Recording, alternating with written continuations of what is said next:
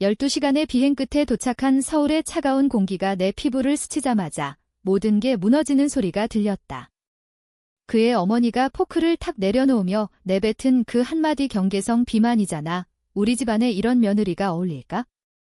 가 내 가슴을 꿰뚫었다. 그 순간 나는 결코 용서할 수 없는 복수의 불씨를 품었다. 그 불꽃이 타오르는 데는 불과 몇 주밖에 걸리지 않았다.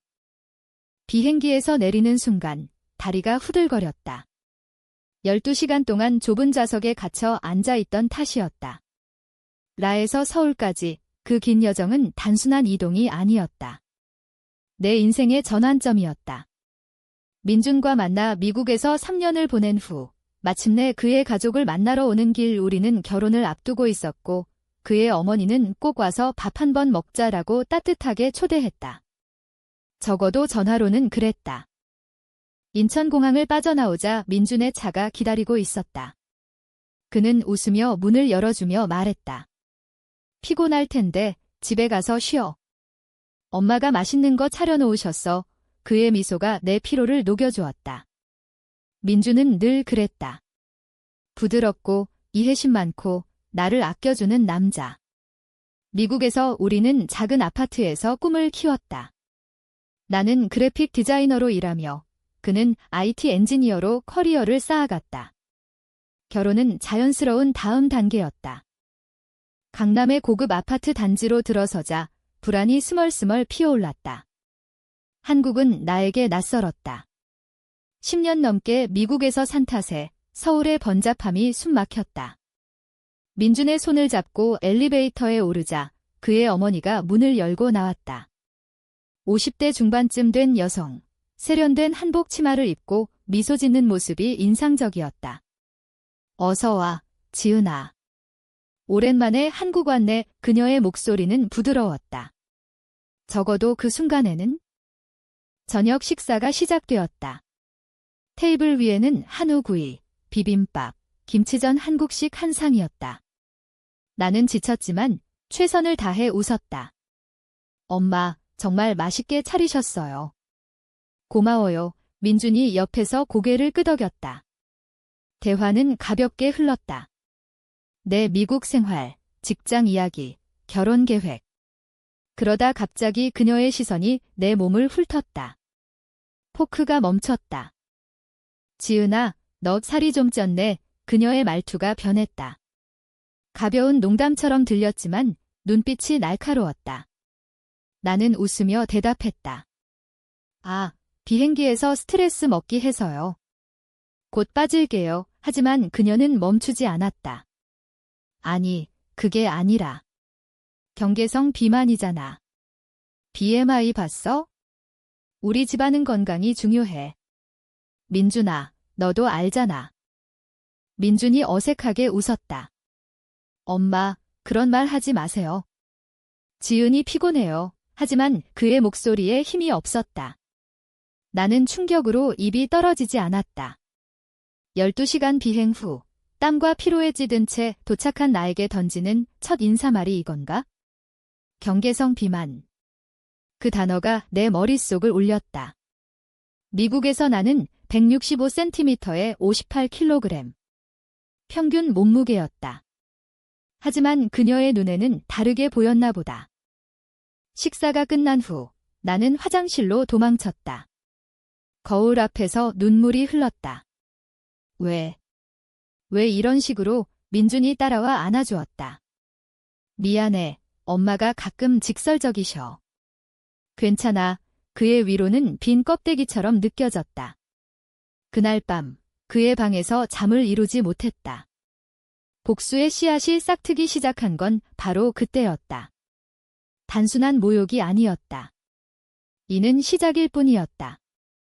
다음 날 아침, 민준의 어머니는 미안하다는 듯 차를 타주었다. 어제는 피곤해서 그랬어. 용서해요. 하지만 그녀의 눈에는 미안함이 없었다. 오히려 평가하는 빛이 스쳤다. 우리는 쇼핑을 나갔다. 명동 거리에서 옷을 사며 그녀는 계속 몸매 이야기를 했다. 며느리는 날씬해야 예쁘지. 민준이 취향도 그래. 민준은 아무 말 없이 따라왔다. 불편함이 쌓였다. 집으로 돌아와 저녁을 먹을 때 또다시 그 주제가 나왔다. 지은아, 다이어트 해볼래? 내가 아는 트레이너 소개해줄게. 나는 참았다. 가족이니까. 적응해야 해. 하지만 속으로는 분노가 끓었다. 왜 나만? 왜 내 몸이 문제가 되나? 미국에서 나는 자신감 넘쳤는데 여기서는 외국인처럼 느껴졌다. 그 주말 민준의 사촌들이 모였다. 가족 모임이었다. 모두가 나를 환영했다. 하지만 어머니의 말 한마디가 분위기를 바꿨다. 지은이는 미국에서 살다 보니 살이 쪘대. 건강 관리 잘해야 해. 웃음이 터졌다. 가벼운 농담으로 치부되었지만 내 가슴은 찢어졌다. 민준이 엄마 라고 소리쳤지만 이미 늦었다. 나는 화장실로 다시 도망쳤다. 그날 밤 민준과 다퉜다. 내 엄마가 왜 그래? 나한테만 왜? 그는 한숨을 쉬었다. 엄마 성격이 저래? 시간이 지나면 좋아질 거야. 하지만 그의 변명은 나를 더 화나게 했다. 그는 진심으로 나를 지키지 않았다. 그 순간 나는 깨달았다. 이 관계는 이미 균열이 갔다. 며칠 후 나는 혼자 서울 거리를 걸었다. 한강변에서 바람을 쐬며 생각했다. 복수. 그게 가능할까? 하지만 상처는 깊었다. 어머니의 말은 단순한 비난이 아니었다. 그것은 나를 부적합한 존재로 낙인 찍었다. 결혼. 그게 무슨 의미인가? 집으로 돌아오자 민준이 기다리고 있었다. 엄마가 미안하다고 하셨어. 용서해줄래? 나는 고개를 끄덕였다. 하지만 속으로는 계획을 세웠다. 이 가족의 비밀을 파헤쳐보자. 왜 나를 이렇게 대하나? 민준의 어머니는 단순한 직설적인 사람이 아니었다. 그녀 뒤에는 더 큰 무언가가 있었다. 시간이 흘렀다. 결혼 준비가 본격화되었다. 민준의 어머니는 웨딩 플래너를 고용해 모든 걸 통제했다. 드레스 피팅 날, 그녀는 또 시작했다. 이 드레스 너무 타이트해. 살이 드러나네. 다른 거로 해. 피팅룸에서 눈물이 고였다. 민준은 지은이가 예뻐라고 했지만 그의 어머니가 민준아, 현실을 봐라고 쏘아붙였다. 그 말은 칼날 같았다. 나는 참을 수 없었다. 엄마, 제 몸이 그렇게 문제예요.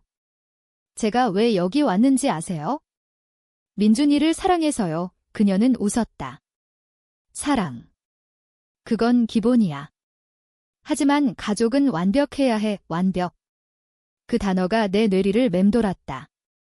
그녀의 관벽은 나를 배제했다. 그날 밤 나는 민준의 핸드폰을 봤다. 비밀번호를 알았으니까. 메시지들 사이에 이상한 게 있었다. 그의 어머니와의 대화. 지은이 어때? 집안에 맞아. 민준의 답, 괜찮아요. 하지만 엄마 말대로 건강 관리는 해야 해요. 내 심장이 멎는 듯 했다. 그는 나와 공모하고 있었다. 아니, 단순한 동의였다. 하지만 그것이 배신의 시작이었다. 다음 날 나는 어머니와 단둘이 마주쳤다. 엄마, 왜 저를 좋아하지 않으세요? 그녀는 차를 마시며 대답했다. 좋아하기 싫은 게 아니야. 우리 집안은 명문대 출신, 재벌 3세야. 너는 평범하잖아. 평범. 나는 미국에서 성공한 디자이너였다. 하지만 그녀에게는 비만과 평범이 나의 전부였다. 분노가 폭발했다. 엄마, 민준이는 저를 사랑해요. 그게 중요하지 않아요. 그녀는 코웃음 쳤다. 사랑. 그 애는 아직 어려? 내가 결정할 거야. 그 말에 나는 충격을 받았다. 결정. 결혼을. 나는 민준에게 물었다. 그는 부정했다. 엄마 농담이야. 하지만 의심의 씨앗이 뿌려졌다. 며칠 후 우연히 그의 노트북을 봤다. 이메일 폴더에 가족 계획이라는 파일. 열어보니 어머니와의 대화 기록. 지은이를 이용해 미국 사업 연결고리 만들자. 결혼 후에 헤어지면 돼. 은의 눈이 커졌다. 이용. 사업. 민준의 회사는 한국 IT 기업, 미국 진출을 꿈꿨다.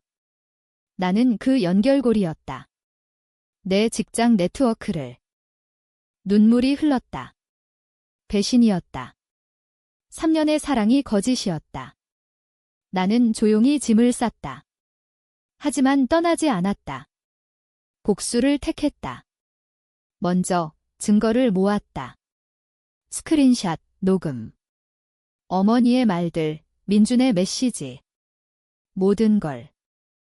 서울의 밤거리를 헤매며 계획을 세웠다. 단순한 헤어짐이 아니었다. 그들은 나를 파괴하려 했다. 나도 그들을 파괴할 것이다. 공정하게, 논리적으로. 한국 사회에서 명예는 생명줄.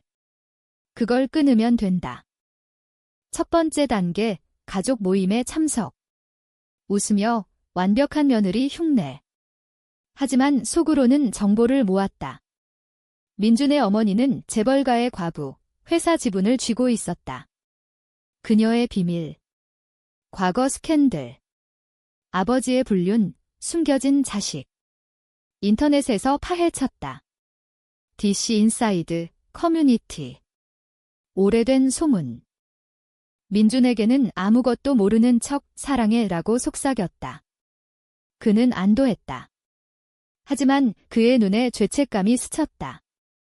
그는 알고 있었다. 어머니의 계획을. 결혼식 날짜가 다가왔다. 리허설 디너에서 어머니가 또 비난했다. 다이어트 안 했어? 웨딩드레스 입을 수 있겠어? 나는 웃었다. 걱정 마세요, 엄마. 완벽할게요. 그 말에 그녀가 흡족해했다. 모르는 건 내 관벽이 그녀의 파멸을 의미한다는 거. 복수의 불꽃이 타오르기 시작했다. 나는 미국 친구들에게 연락했다. 내 네트워크를 동원.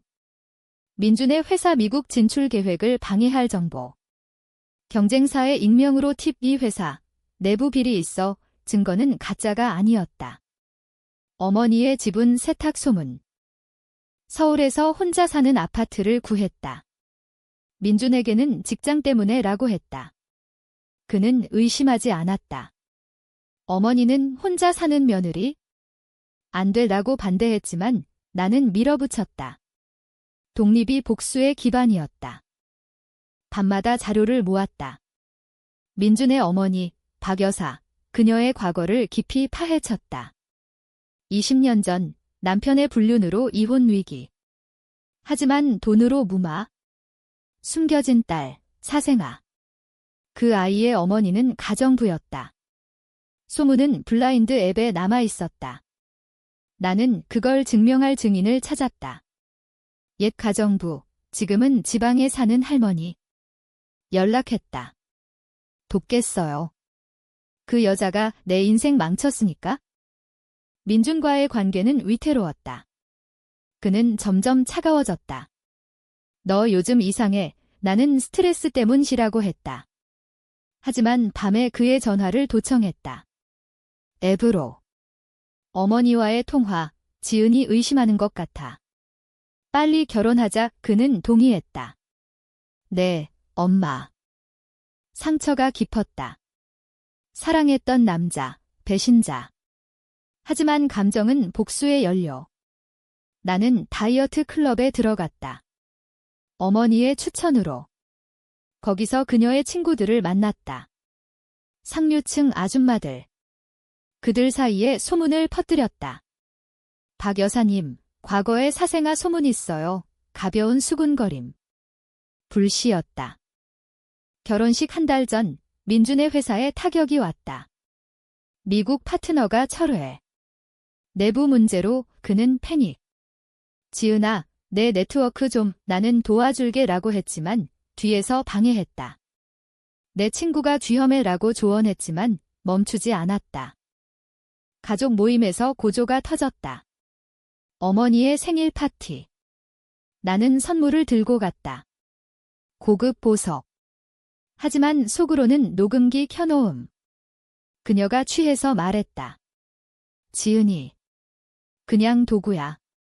민준이 사업에 필요할 뿐의 테이블 아래 내 손이 떨렸다. 증거 확보. 민준에게 대면했다. 내 엄마 계획 알아. 그는 부정. 하지만 눈빛이 흔들렸다. 무슨 소리야. 나는 증거를 보여줬다. 이메일. 그는 무릎 꿇었다. 미안해. 엄마가 강요해서 배신의 고백. 나는 차갑게 말했다. 결혼 취소해. 하지만 아직 안 끝났어. 그날 나는 떠났다. 호텔로. 눈물이 흘렀다. 사랑의 잔재. 하지만 분노가 더 컸다. 어머니에게 전화. 결혼 안 해요? 이유는 알아요. 그녀는 웃었다.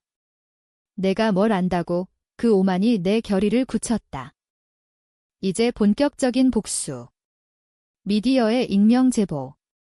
재벌 과부, 사생아 숨김 기사가 나왔다. 작은 신문부터. 그녀의 지인들이 물었다. 진짜예요. 그녀는 부정했지만 균열이 갔다. 민주는 나를 쫓아왔다. 용서해. 사랑해. 나는 사랑. 그건 거짓이었어 라고 했다.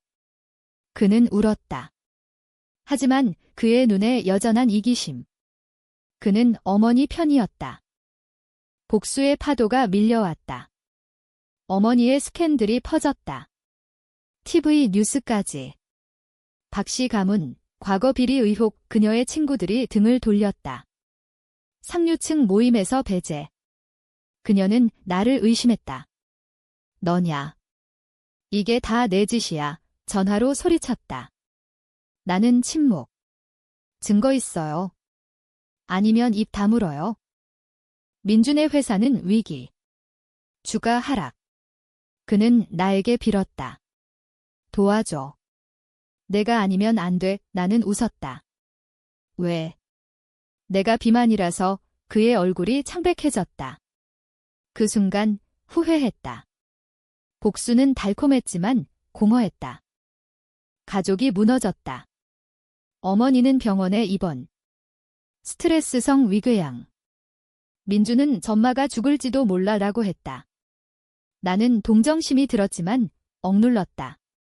그들이 먼저 시작했어. 하지만 밤의 악몽. 그녀의 비난하는 얼굴. 내 삶도 망가졌다. 미국 직장에서 해고 통보. 한국 이슈로 이미지 타격 소문이 퍼졌다. 친구들이 멀어졌다. 너 미쳤어. 왜 복수해? 고립. 서울의 겨울이 차가웠다. 하지만 멈추지 않았다. 다음 타겟, 민준. 그의 커리어. 나는 그의 상사에게 제보. 민준 씨, 어머니 스캔들 연루부 가짜지만 믿음직한 소문. 그는 프로젝트에서 쫓겨났다. 지은아, 제발. 그는 무릎 꿇었다. 나는 느낌 어때? 배신당하는 기분이라고 했다. 어머니의 사생활을 찾았다. 그 딸, 30대 여성. 그녀에게 연락. 당신 어머니가 당신을 버렸어요. 진실 알려줄게. 우리는 만났다. 카페에서. 그녀는 울었다. 엄마가. 왜? 나는 증거를 줬다. 그녀는 복수심에 불탔다. 고마워. 이제 내가 할게. 스캔들이 폭발. 사생아가 기자회견. 박 여사, 나버린 어머니, 미디어 광풍. 박 가문 주식 폭락. 어머니는 자살 시도. 병원에서 깨어났다. 너, 괴물이라고 중얼거렸다. 민주는 나를 증오했다. 인생 망쳤어. 내 아내 갈등? 이게 공정할까? 그들은 잘못했지만 이 정도? 하지만 후퇴 불가. 이미 돌이킬 수 없었다. 복수의 절정으로 치달았다. 나는 어머니를 만났다. 병실에서. 그녀는 쇠약했다. 왜 이렇게 해? 나는 말했다. 엄마가 시작했어요. 그 비난 한마디가 제 모든 걸 빼앗았어요. 그녀는 눈물 흘렸다. 미안해. 오만했어, 진심. 모르겠지만 늦었다. 민주는 마지막 제안. 함께 도망가자. 새로 시작해. 나는 웃었다. 너도 나처럼 이용당할래? 그는 포기했다. 그의 눈에 절망. 사생아의 증언으로 재판 시작. 상속 분쟁. 어머니의 재산 반토막. 민주는 파산 직전. 그는 술에 취해 나에게 왔다. 죽이고 싶어. 나는 그럴 용기 있나? 라고 했다. 그는 무너졌다. 내 삶은 재건. 새 직장, 새 친구. 하지만 상처는 남았다. 복수는 승리지만 승자가 아니었다. 공허함. 최종 계획, 공개 고백. 내 블로그의 모든 이야기. 배신의 저녁 식사 바이럴. 수백만 뷰의 그들은 완전 파괴. 공개 후 세상이 변했다. 나는 유명인. 인터뷰 요청 쇄도. 복수의 여신지라는 별명. 하지만 속으로는 피곤. 어머니는 요양원으로. 민주는 해외 도피. 사생아는 화해. 모르겠지만 그녀의 삶은 바뀌었다. 나는 미국으로 돌아갔다. 새 인생. 하지만 그 비난의 메아리는 사라지지 않았다. 복수는 공정했나?